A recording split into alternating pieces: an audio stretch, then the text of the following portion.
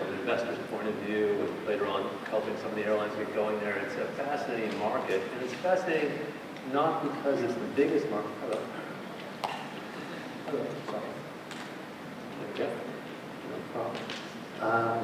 It's fascinating not just because it's, you know, it's not a huge market, not like China or not even as big as Japan, but it's way ahead of the game.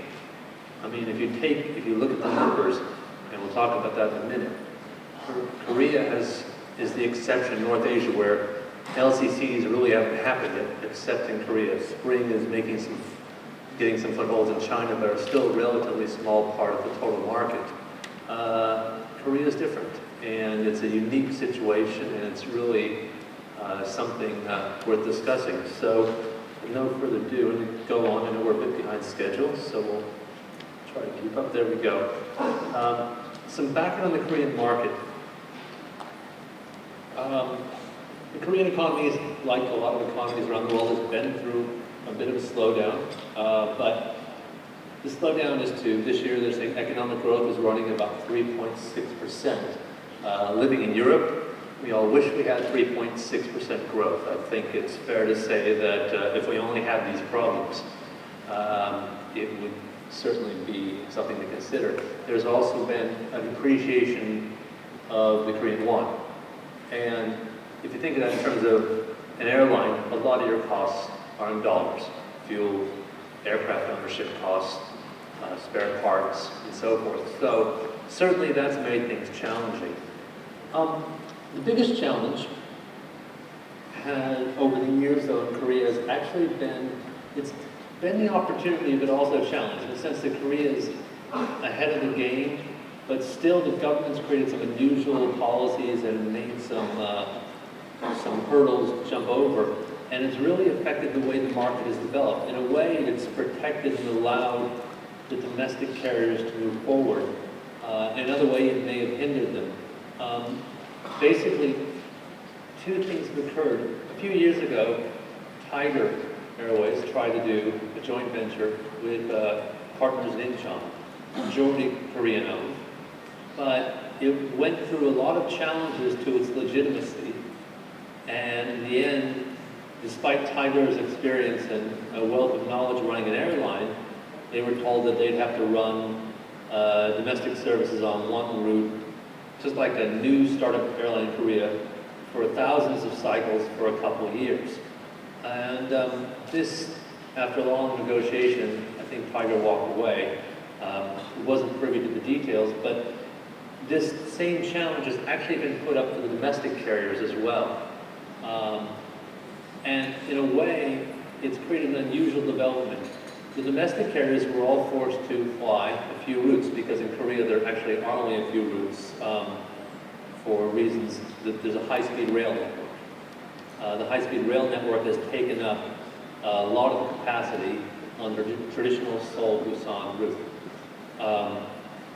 Now, you know, it's hard, as was discussed before, it's very hard to compete with the train.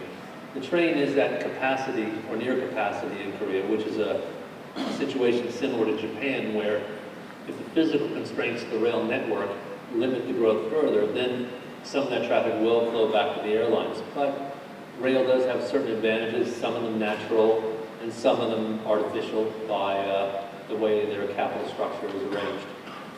But now we'll go through what's happened because of this policy of holding carriers back and making them fly domestically first, which is what has happened even with the domestic carriers. This is the LCC share of domestic market. And as you can see, it's shot up in less than 5 years to about 30% of the market. Now, when you look at China, you look at Japan, where we're still in single digits, this is almost benchmark type growth in 5 years, which is incredibly impressive. It shows, despite all those naysayers that have been talked about, oh, it can't happen here, and North Asia is different, and every market is different. Yet people have flocked to this, and what that leads to is a very simple equation. Now that the Korean LCCs are moving the international market, Right now, they're only 8%. But look at that growth curve again. And you have to assume, you can only assume that if the other curve plateaued out at 30%, there's no reason why this curve won't quickly continue to 30% as well. Maybe slightly less because in those statistics is probably some long-haul flying, transoceanic flying that might throw the numbers a bit, but still, it's clear that there's tremendous upside left in the Korean market for international services, while the domestic services actually probably hasn't completely plateaued, but it's certainly run most of the course of its growth for LCC type percentage of market share. Looking ahead, and this is what I was saying, Jeju Seoul, we'll talk about this further because it's a really unique case study in terms of government involvement, government investment, has now become the #1 city pair globally. And having worked before on Sydney, Melbourne, and you see routes like London, Dublin, and Tokyo, Sapporo, and Tokyo, Osaka, this is a very impressive situation because it's basically the #1 city pair in the world. Rio, Sao Paulo can't compete with us. And that's a huge testament to what's going on. But beyond that, there's other opportunities in the future. If there's a full privatization, right now, Cheongju Airport, south of Seoul, is going through a corporatization restructure. And if it goes in the full private hands with different strategies in the Korean Airports Corporation, there's a possibility of you'll see something similar to what you see in London or Paris or Brussels, which is secondary airports offering targeted services. You see this in Tokyo, Ibaraki.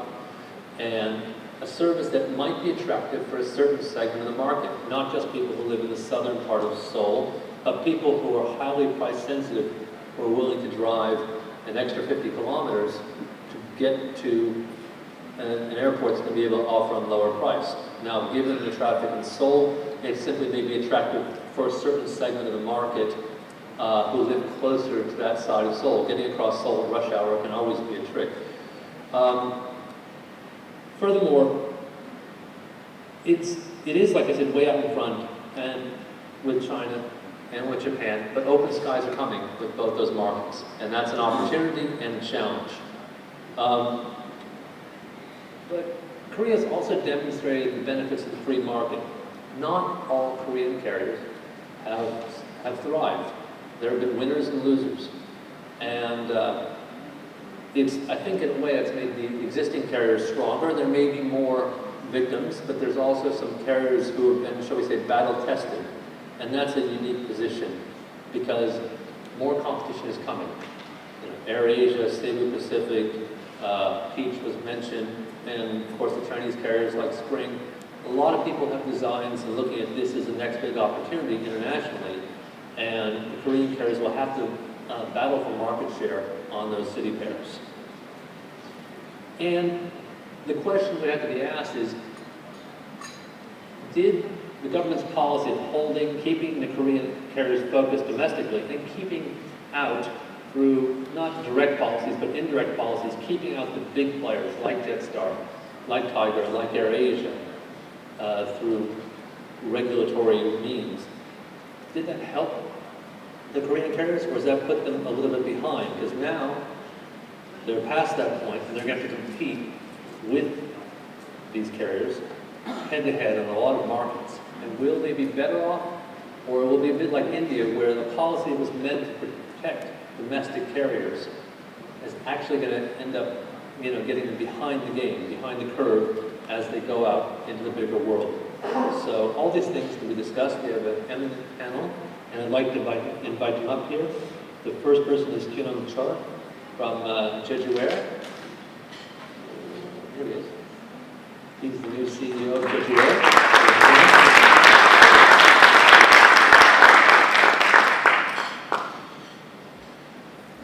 See? And then Shin-Hyeok Hwang from Air Busan.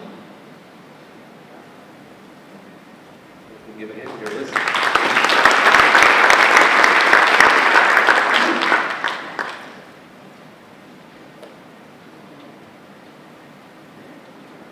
And of course, Professor Kyunam, who we met this morning. Professor, here we are.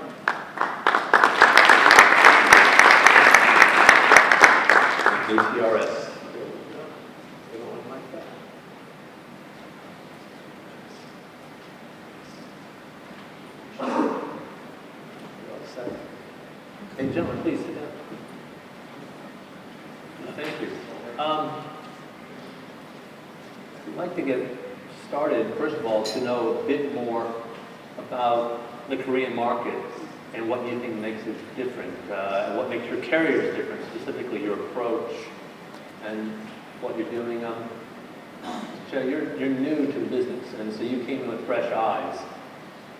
If you could tell us, like, about your first impression and what made Jeju Air as an attractive company to join, and you know, it's a tremendous opportunity, but I'm sure there's challenges too. Tell us what you see and what you think its unique position is in the market. All right, thank you, David. The biggest challenge, as far as I see, for the Korean LCC to operate is Korean domestic market is small relative to our neighbors, Japan, China, and not to speak of America or the European Union. So the LCC started in late 2000, and Jeju Air is one of the first ones to operate domestic. But we have struggled and took a long time to get over our burdens as an independent LCC. But on the other hand, the Korea serves very dynamic market characteristics. It has affordable GDPs and sizable population. And infrastructure is there, and young generations are very eager to go out and experience new things. So Jeju Air, after 5 years of struggle, since last year, we started making profit, and currently we are the largest LCCs in Korea, out of 5 LCCs. In terms of passenger traffic and international routes, domestic routes, we are the largest operating in Korea. But still, it doesn't mean that we are successful. We have a lot. We feel a lot of challenges from non-Korean large LCCs, and because we are operating 14 international routes already, we see competition every day from a lot bigger LCCs that we haven't experienced domestically. So Jeju Air as a relatively late startup and independent operator, that is very important. We have three differentiating strategies that we are going to pursue in the coming years. Firstly, being independent has made us struggle for quite some time, financially, operationally, as some independent LCCs who are not affiliated with FSCs probably have gotten the same experience as we have. But now, being independent has become our very important asset, and we can play very different strategies compared to other LCCs affiliated with legacy airlines. We are very flexible in partnerships and alliances, higher levels of joint venture or cost sharing, so a very low level of operation, cost sharing, and maintenance sharing, and even co-market of the route. So that puts us a very flexible and good position to expand and negotiate and partner with local LCCs who would like to penetrate the Korean market and work together to develop and compete with the larger LCCs. And secondly, so far the international routes has been distributed by the government authorities, mainly in Korea is Ministry of Land Transportation and Maritime, MLTM. And frankly, Jeju Air has its own shares of route distribution. But now we have a lot more aggressive strategies that we are not really depending on the government route distribution only. Now we are exploring new routes in China. Even though it's a charter, we try to explore new revenue sources, even if it's short term. So we don't be afraid of trying new things and developing new routes.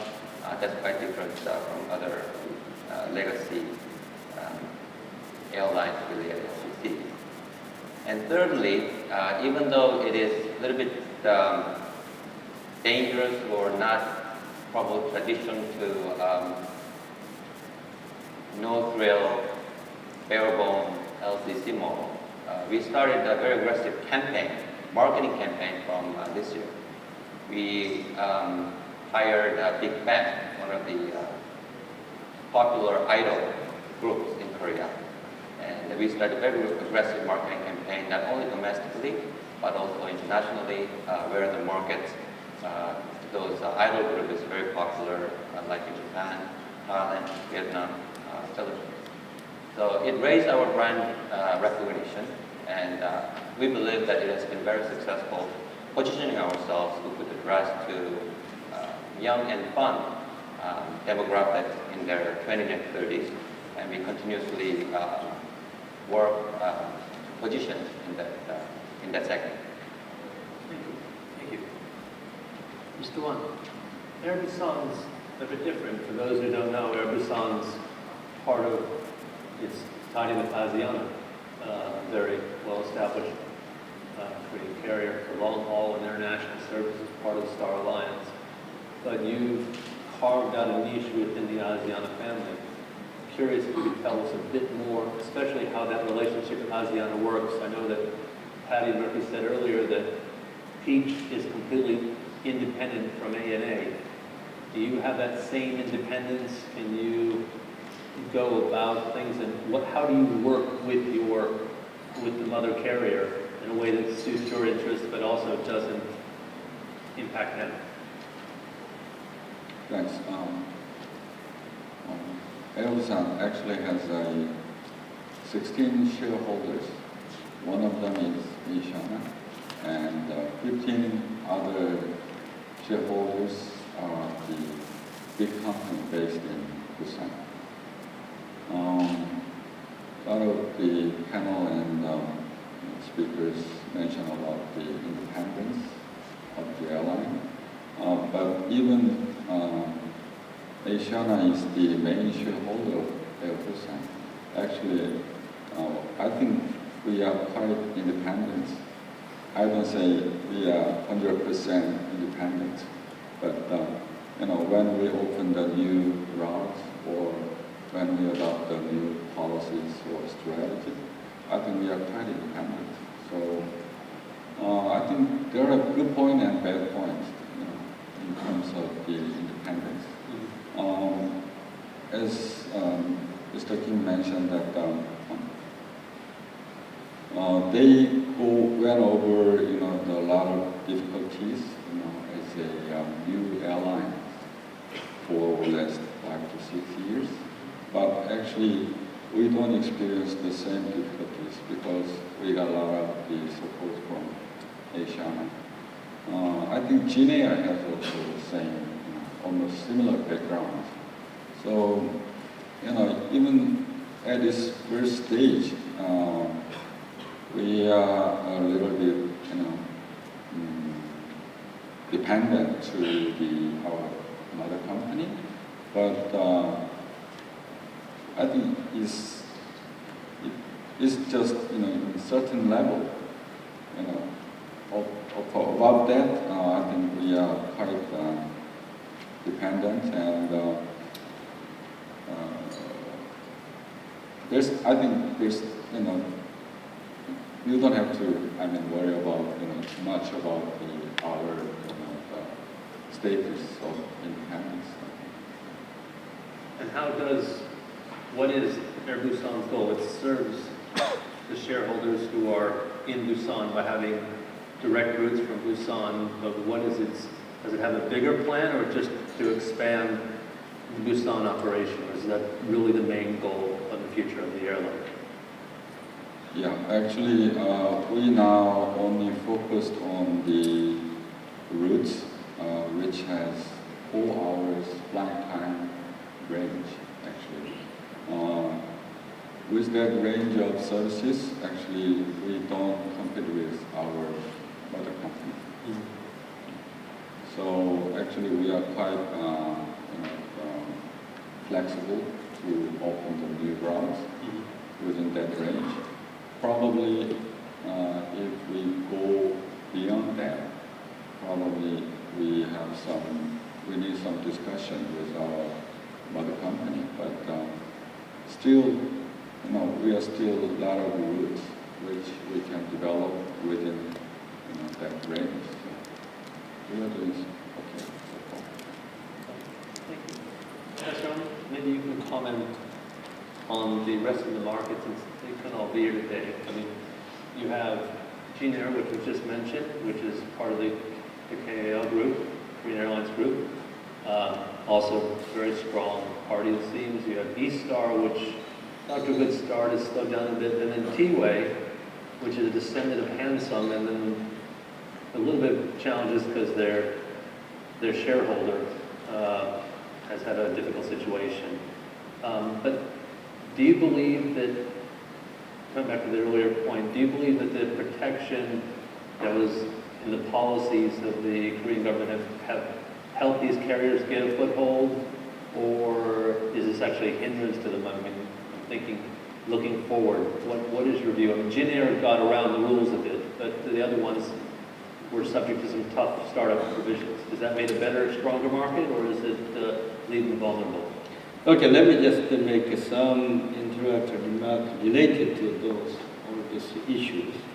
First of all, that Korean domestic market, market shares of LCC grew rapidly, as you pointed out.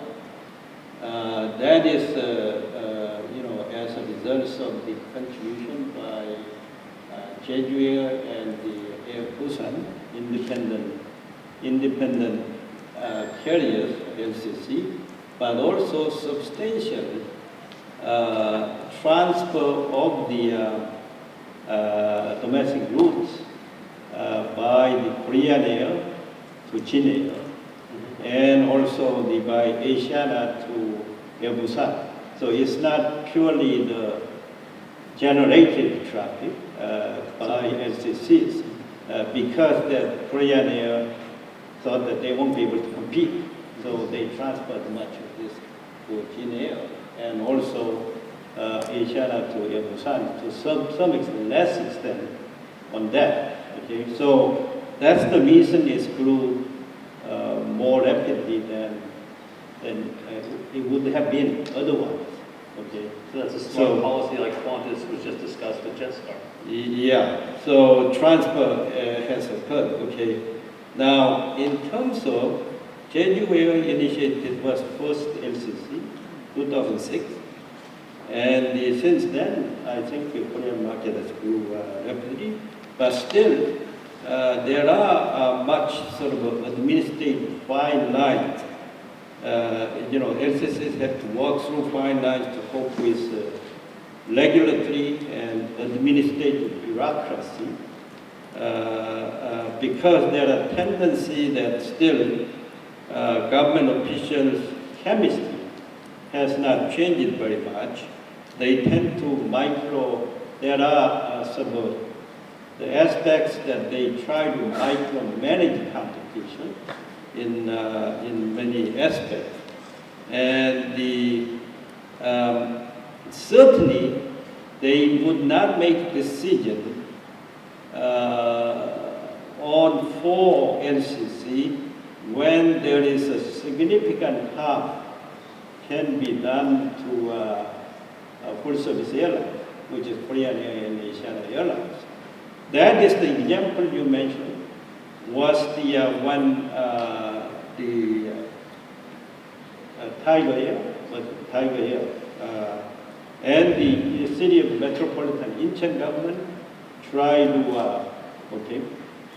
create a joint venture. That was because they needed to protect the Seoul Incheon metropolitan area. There's non-startup. There was non-startup because in chemistry of the ministry, people have not changed. In my view, Korean ministries and Korean government's sort of attitude toward the LCC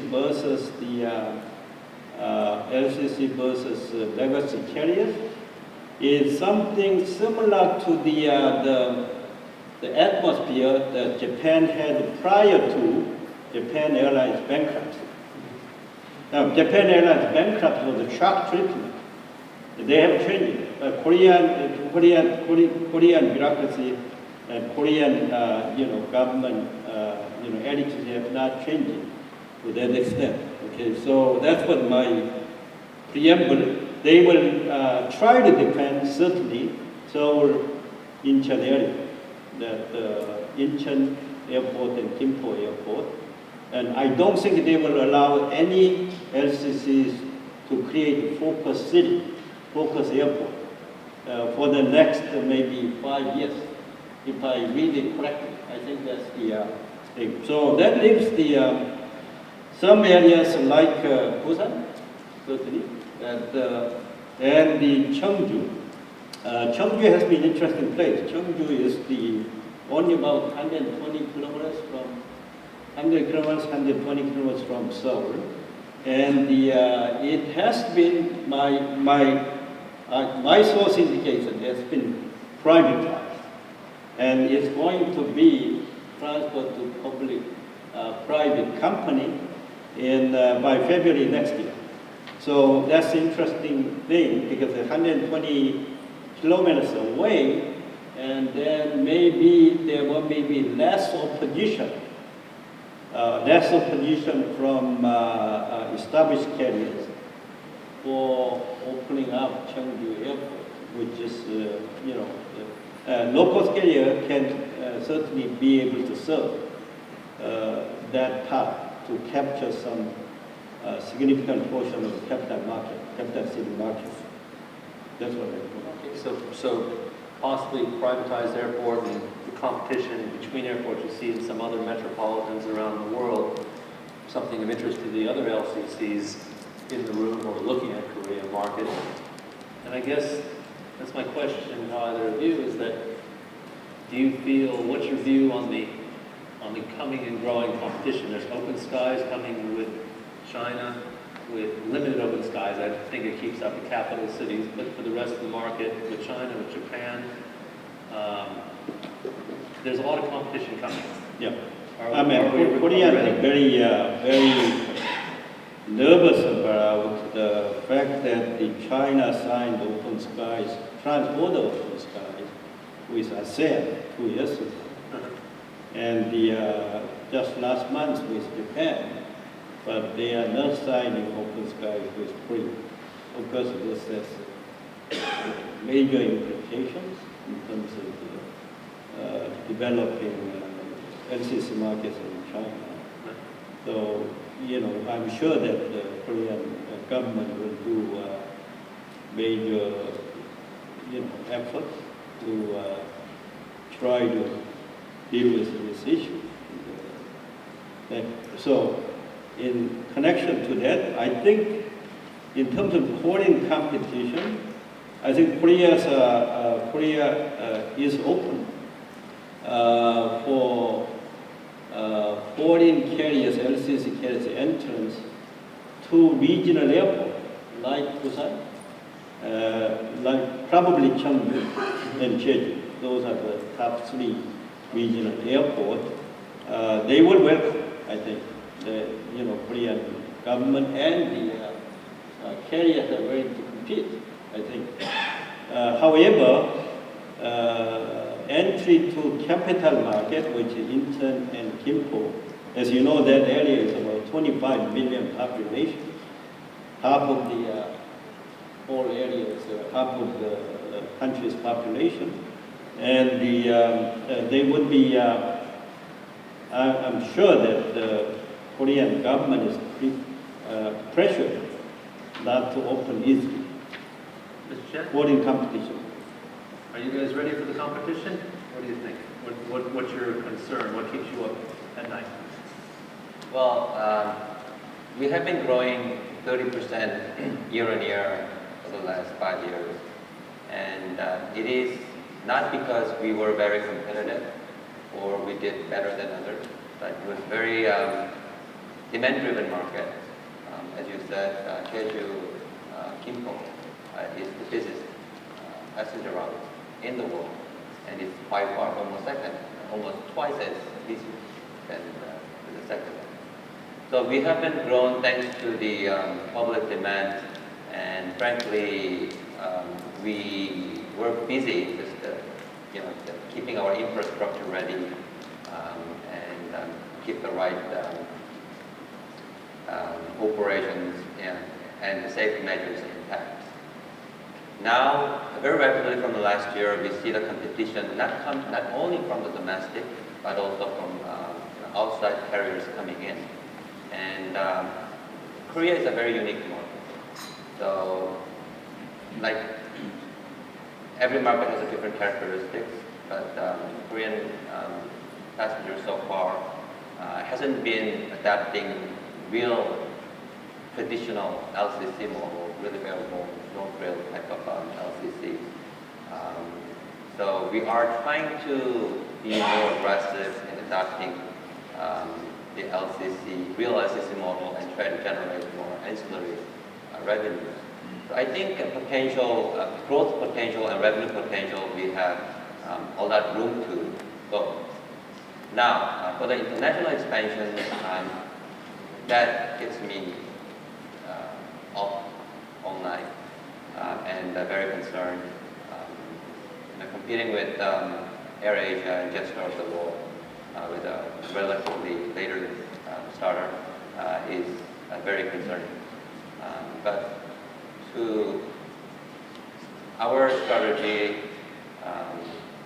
so far it might have been a scalability game, puts a lot of capitals and expanding the market throughout the joint venture or its own brand franchising. But now I think its second phase is an alliance and partnership game. So as we move swiftly and quickly make a mutually profitable type of a relationship with local carriers who have a similar strength and similar strategies, I think we have a room to grow. John, same thing, the competition. Busan, you're a bit protected. You're seeing a little bit less competition maybe than Seoul, because Seoul seems to be the target, but Busan's still a substantial metropolitan area, still a big city. Yeah, actually, we already have a stop flyer. They started the operation last July, and I think the AirAsia Japan is coming at the end of this year. I think we are well prepared. But the one thing is, actually, we are quite lucky because, the two biggest carriers, Korean Air, Asiana, and all other four LCC, mainly based in Incheon, Gimpo area. So actually, we are far from that competition, actually. Got a niche. Yeah, but in Busan, actually, our market, the Busan and Kyunam, in southern part of the Korean peninsula, the market is quite smaller than the Incheon and Gimpo area. But when we start our operation, we decided to focus on the southern part of the peninsula first. Probably by the end of 2015 and 2016. Until then, we have no plan to operate out of Incheon or out of Gimpo. By that time, we want to be a leading carrier, which has the most networks out of Busan. And then probably as the next stage, probably we can go over the Incheon or Gimpo area. Before we throw it open to the floor for questions, there's one other subject which I think is really unique to Korea, maybe you can comment on. You mentioned before your shareholders are major interests, aside from Asiana, are major interests in Busan. And of course, Jeju Air, if I recall correctly, the reason Jeju Air got going originally, and one of the key reasons is Kyunam Corporation has a lot of interest, a lot of affiliation with the island of Jeju.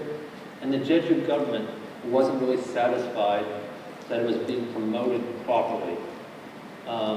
Given the results, given the fact that this is now the #1 city around the world, they may have been correct. And so in a way, you have local interests, government and Chamber of Commerce type interests, investing in the airline. And that's a very unusual model. It's probably, in some parts of the world, it's against the trade rules, but it seems to have been, from a greater macroeconomic point of view, but also from an investor point of view, it appears to have been a good decision. Is there any lessons from that? Would you agree with that? Is this a model that can be exported, that other countries can learn, that local government, as a minority shareholder, not trying to run the business, local interests can get in the airline business and address their macroeconomic concerns? Or is that a kind of a two-edged sword, a bit of interference as well? Can I make a comment? Because they may have self-serving statements. They may be worried about them. Oh, of course, people want to say this. Let me make a comment. I think Jeju Air made a major contribution to sort of increase level of traffic between Seoul and Jeju, which became the world's most densest market by far. The main reason is that, yes, Jeju government was interested in it, and the Aegean group is from Jeju. And naturally they were interested. So Jeju government and Aegean group worked together to establish Jeju Air. And then when Jeju Air comes even before coming to existence, all other carriers, both legacy carriers, and they decided to okay, this is a big problem, then they fight. So as a result, the prices went down dramatically, and the frequencies built up. So that's why it became one of the densest market by far, exceeded the Tokyo to support. Okay, that's the thing. So it is a model actually for other parts of the world actually, especially in Asia, when your national carriers do not serve the interest of the region, then maybe with small money, that they may be able to initiate this kind of thing. Same thing for Busan. Busan, I think Busan Air, because the Busan government was not happy, and they wanted to, Busan business community, they wanted to do this. Now, my understanding was earlier they negotiated with Jetstar, but then Asiana got involved in later on, and the Asiana had a deal with the Busan government. And as a result, I think the Gimhae Airport, I think head of the Gimhae Airport is here, Busan area, Korean Airport Corporation. And also Busan Metropolitan Government, number of people are here because they are very interested in it. So Busan, I think Gimhae Airport, Busan area airport, traffic, foreign traffic especially, was increased about 60% growth occurred because of Busan. That last few years, 60% of the growth occurred. So I think again that is the model. Busan government took initiatives and tried to do it because they were not satisfied with national carrier treating Busan as second-class cities, for instance. Gentlemen, I mean, in a way, it sounds like the investment from the Jeju government, for example, not only made Jeju Air a success, but forced Korean Air with Shin Air to do what was in the interest of Jeju as well. So they benefited from both sides. I don't know if you agree with that. I don't know whether it's attributable to Jeju Air and Jeju provincial government's participation. But certainly from Jeju municipal government's point of view, it served both purposes very well. Like Professor Hwang said, it increased the domestic traffic between major metro cities to Jeju in a great way. And we didn't plan or schedule this in certain time frame, but it not only triggered the domestic traffic increase to Jeju, but also it created great traffics between China to Jeju, Japan to Jeju. So we served to Winjo very recently, direct charter flight to Jeju, and it's almost full. We service every day. And also we go to Osaka to Jeju. So it's also very, load factor is very good. So Jeju, provincial point of view, that not only increased the domestic traffic, but also induced a lot of overseas traffic, which is the future of the Jeju tourism. And secondly, Jeju Air is planning to list our shares in either domestic or overseas market. So I think they will do well financially and from the capital gains point of view as well.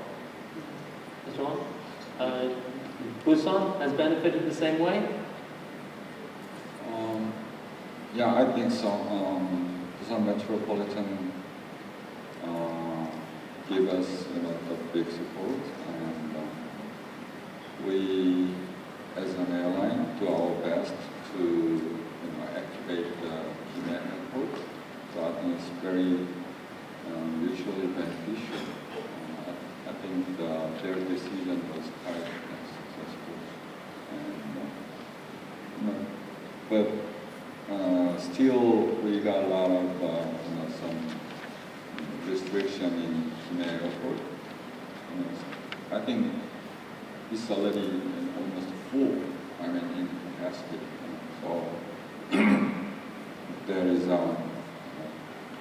there was a plan to move the airport to the other island, but it hasn't been decided yet. But with Busan's growth and the Kyunam airport is quite full, so actually we need another alternative, probably the bigger airport and stuff like that. Next up, the airport. All right, well, I want to at least make sure we leave some questions, some time for the audience. If there's a few questions out there about the Korean market. It's a model in many ways for other growth in the region. Any specifically want to raise their hand? We got one here. Oh, sorry. Okay. Oh, then back there. Okay, there we go. Yes? Me? Yeah. Yeah. Yes. Hi, Jos from Eide from Airbus. I was interested to know if you can tell us a bit more about on your international routes what the passenger mix is that you see between Korean and foreign nationals, and if you have a specific strategy or target in the passenger mix that you want to attract on your international routes, and any international branding strategy that would go with it. I'm curious about that too. Are you just getting Korean passengers, or are you getting passengers coming in as well? Well, for Jeju Air's, out of those 14 international routes, it really depends on where the final destination point is. So, for example, Winjo to Jeju is completely from China outbound to Jeju, so it's mostly the Chinese tourists visiting Jeju. But most of the tourism and business routes, for example, like Incheon to Manila or Bangkok, Ho Chi Minh City, it's kind of a mix between fun, tour, and business, but it's mostly outbound from Korea to destination cities. But we would like to have more inbound Korean traffic through aggressive marketing of Jeju domestically, and that kind of effort is constantly being made. Mr. Hwang, I mean, southern part of Korea is beautiful, and there's Jeju, good skiing. Are you getting inbound tourists? I mean, it's not as famous a tourist destination as Jeju, but are you getting people coming in as well? Yeah. Actually, we have 8 international routes out of Busan, 3 in Japan, 4 in Southeast Asia, 1 in mainland China. I think Busan is very attractive for the travelers, but as an airline, actually, we don't guarantee the lowest fare to the passengers, even for Koreans or the Korean nationals. Our basic concept is not the lowest price. Actually, we want to provide the reasonable price to the customer with basic and necessary services. I mean, cabin or airport services. So that's why all the customers of Busan are quite satisfied. Actually, we are a little bit different strategy with the Jeju. Probably we are closer to their stock, I think. Yeah. More questions from the audience? And we got 2 questions here. Anyway, here we go. Peter. And this gentleman afterwards. Thanks very much for your presentation. It's Paul from CLSA. If I remember correctly, I think Air Busan, Jeju Air, and Jin Air are the only profitable LCCs in Korea last year. Just wondering if you can share, or how do you compare your unit cost with other LCCs in the region? Other LCCs in the region, Meaning, say, AirAsia, Jetstar, maybe running as well. Well, for Jeju Air, we are higher than leading LCCs like Jetstar or AirAsia. So we make a constant efforts to lower our CASK, and I think we have some rooms to improve our cost structure, but I think it very much relates to our route strategies and how we spend and lower the cost from, to a certain degree, scalability, economic scale. Which area is higher? Well, for our, the Jeju Air type of independent carriers, the fixed cost is higher than other legacy affiliated LCCs or the larger scale LCCs. I'm sure if we're going to market, they'll be giving out more information at the right time. But maybe another question here. Come on. Yeah. There you go. Peter, you first.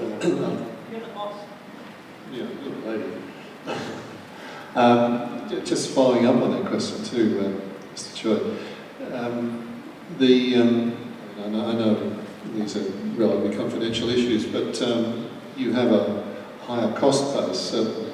But we saw from some of the graphs this morning, one of our graphs on yield, taken from some historical fares data, that the yields in the Korean market, domestically anyway, do tend to be considerably higher, although a lot lower than some of the Japanese ones.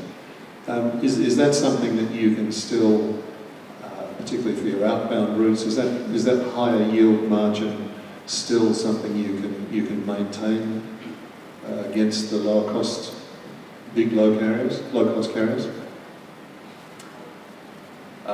At least for the Jeju Air side, we notice the yield is getting increasing and lowering.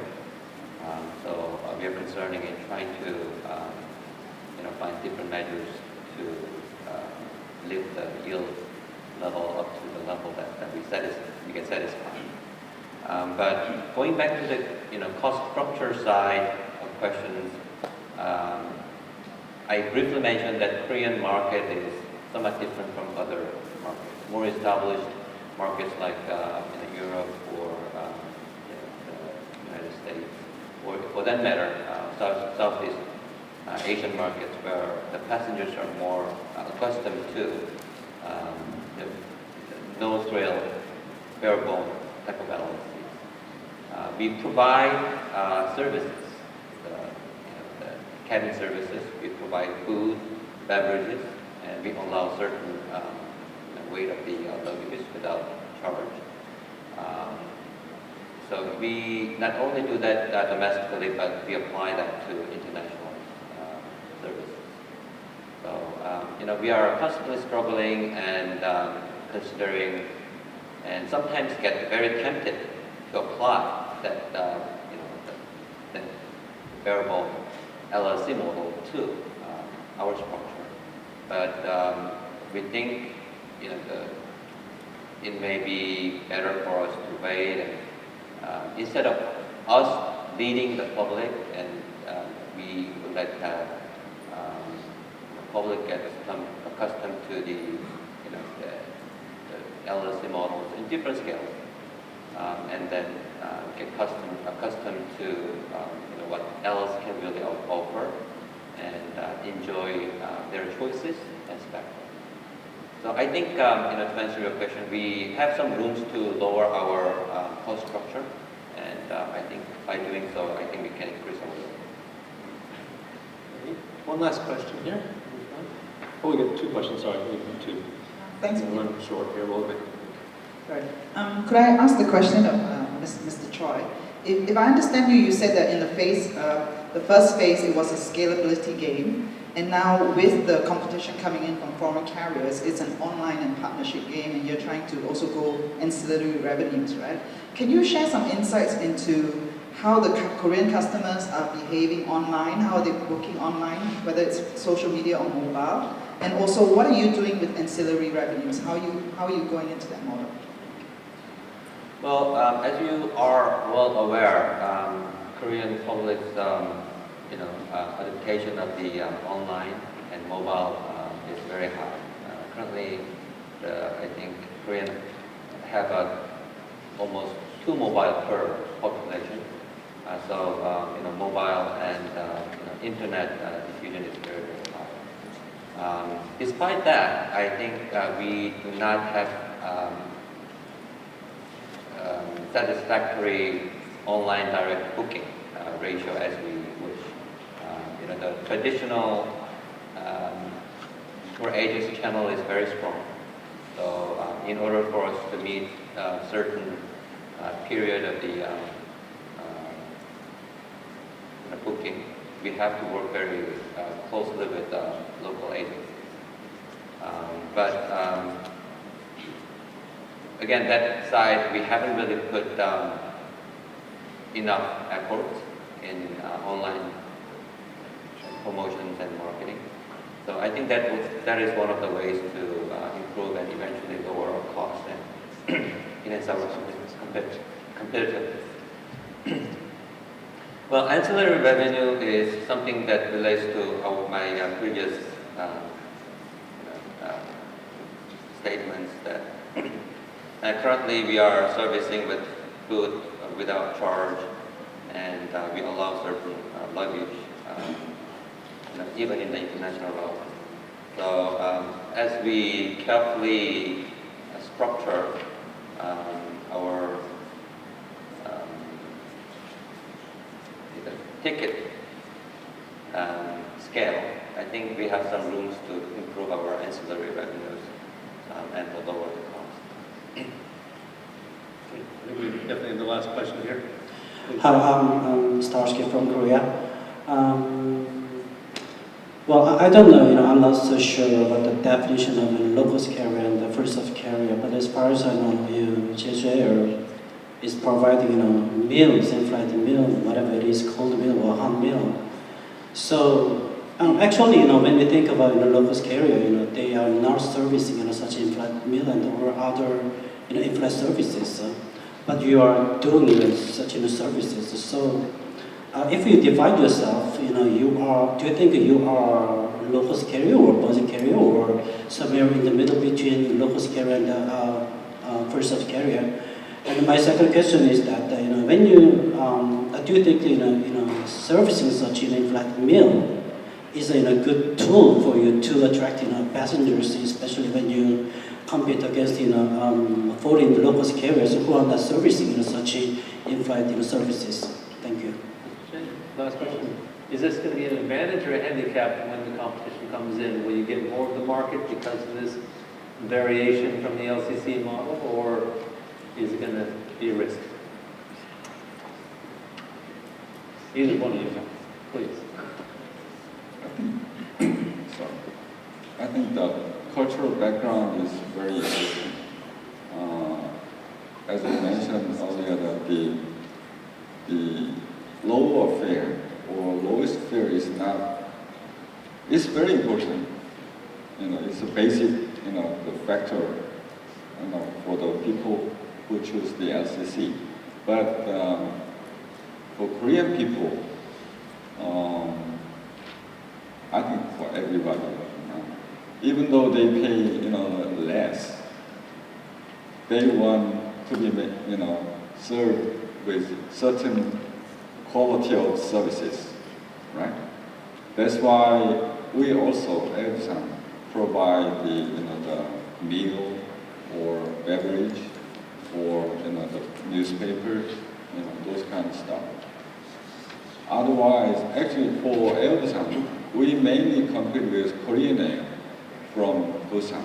Actually, out of 8 international routes, we compete on 6 routes with Korean Air, which is legacy and full service carrier. They provide all kind of the cabin services and all in between or close to full service carriers. I think it's all relative terms.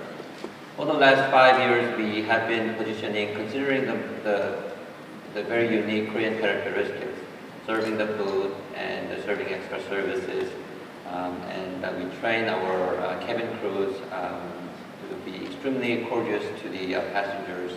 So that has been, gradual adaptation. But one thing that we are very confident and we get a lot of credit is we have been very disruptive in pricing.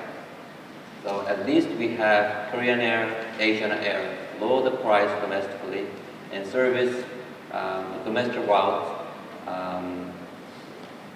force them to lower the price, and we stimulated the traffic greatly. I think in the second phase, it has been the domestic market, and we have been mostly serving the domestic passengers. But now, as I emphasize again and again, we are facing the second challenge, is international competition.